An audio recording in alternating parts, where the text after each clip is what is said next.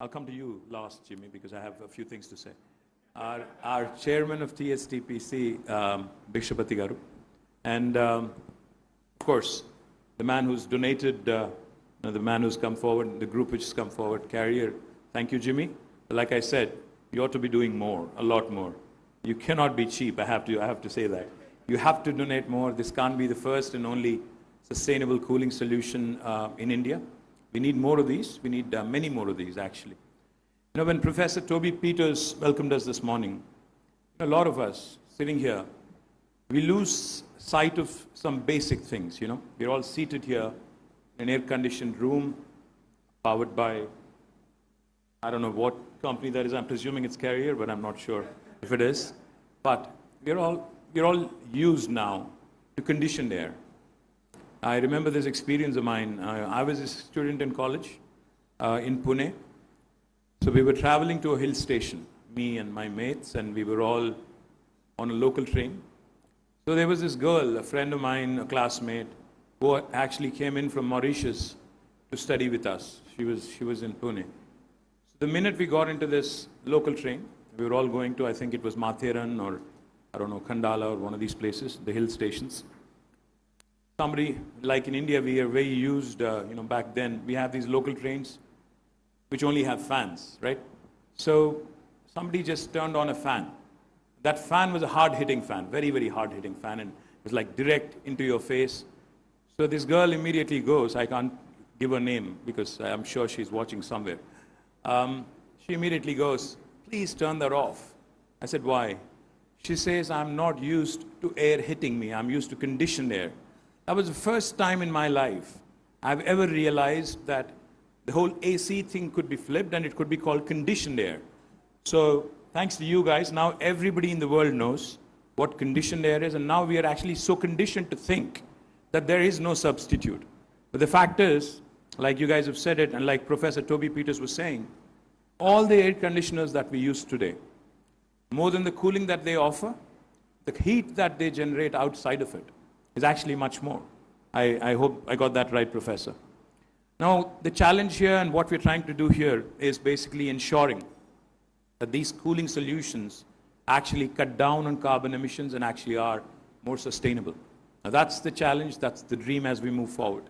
How do we do that? How can we make it happen? And thankful to GMR, thankful to Kishore Garu for giving us this facility. This Center of Excellence on Sustainable Cooling and Cold Chain is a joint collaboration, as I was saying, between Government of Telangana, Center for Sustainable Cooling, University of Birmingham, and the United Nations Environment Program. Why is this important? It's important because Hyderabad, Telangana, India is, of course, the pharma capital of the world, is, of course, the vaccine capital of the world. But more importantly, what COVID has shown us, what the pandemic has shown us, is two things. Food security is important, and so is availability and accessibility of medicines. I think both have been showcased to the entire world and cutting across geographies, cutting across cities, states, etc. Humans have realized that these two are mission critical for us to survive on this planet, both medicine and, of course, food. Now, to keep both of these relevant, to keep both of these, constantly available, cold chain is extremely important. But how do we make sure that the cold chain becomes sustainable? How do we make sure that our air conditioners actually don't create more heat than cooling that they offer? That's where sustainability kicks in. That's where University of Birmingham has joined us. Our Honorable Chief Minister, Sri K. Chandrasekhar Rao Garu, he always tells us one thing. He always says, even if you switch off everything on the planet in terms of operations, in terms of what we do in industry and elsewhere, we cannot switch off agriculture. Primarily because if you switch off agriculture, you would be left with no food, right? But more importantly, as India moves up the value chain, India starts producing and becomes a surplus nation in terms of food, we need also newer solutions, new packaging solutions, more processing solutions. But the key, again, is to ensure that all of these, again, are sustainable. This initiative is actually first of its kind in India. It is inspired by the success and learnings of a similar initiative in Africa. And now we will follow a hub and spoke model, with the hub and national center being located in Hyderabad, and spokes, of course, covering rural communities in the states and hopefully other regions through a network of specialized outreach and knowledge establishments that will facilitate the deployment of technologies and innovative business models. The aim of this cold chain center of excellence is to facilitate accelerated deployment of needs-driven and equitable system-level cooling solutions in Telangana and India to meet the current and the future needs of cooling for all, to promote technology solutions that help cut down the food losses, improve temperature-controlled supply chains, and boost, most importantly, exports.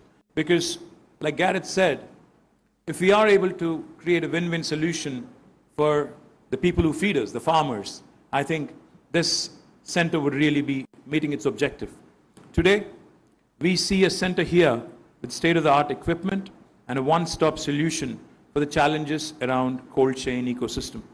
In phase 1 of this project, the focus would be on post-harvest practices, food and health cold chains. In phase 2, the scope would be extended to include thermal comfort, electronics, and possibly data centers as well.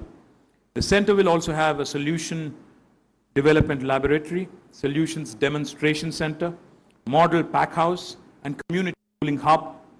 All of these, of course, for demonstrative experience, for industry to come, explore, and I'm sure the academia would be more than happy, including University of Birmingham and also other important academic institutions here in the state, would be more than happy, I'm sure, to contribute, to learn, and to continue to build on what we've started. More importantly, the expected impacts of phase 1 of this center will be to increase income of farmers by enhancing the value of their products, enhancing the ability to store in a better fashion, to increase market access, and to reduce food losses. Second, but not any less important, improve access to health services, vaccines, blood, insulin, etc. Improve temperature-controlled supply chain to boost exports and imports, both for food and health, by reducing investment and operational costs. Develop and demonstrate cooling technologies and solutions that meet the state's needs and could be scaled up for global outreach. Now, I can go on and tell you a lot of things that we've done in the last 9 years in terms of boosting our ability to export more, create more agri products from our state. But I'll confine myself and I'll tell you one thing. I think as a developing nation, as a growing country, if India has to move forward, if India really has to find its place in the first world in an expeditious manner, we need more partnerships, we need more collaborations, and I'm delighted that India and UK are forging ahead. And we need goodwill ambassadors like my friend Karan Bilimoria, whose heart beats for India and UK. And I'm sure that he would be very happy, knowing that this partnership has now made its it's taken a first step, made a fantastic beginning. Look forward to working closely with you, Professor Toby, and look forward to more and more of the industry. I see industry representatives here, more and more of the industry coming forward to pick up these best practices and helping our farmers, helping our citizens, achieve that scale, achieve those solutions. Thank you very much. Jai Telangana.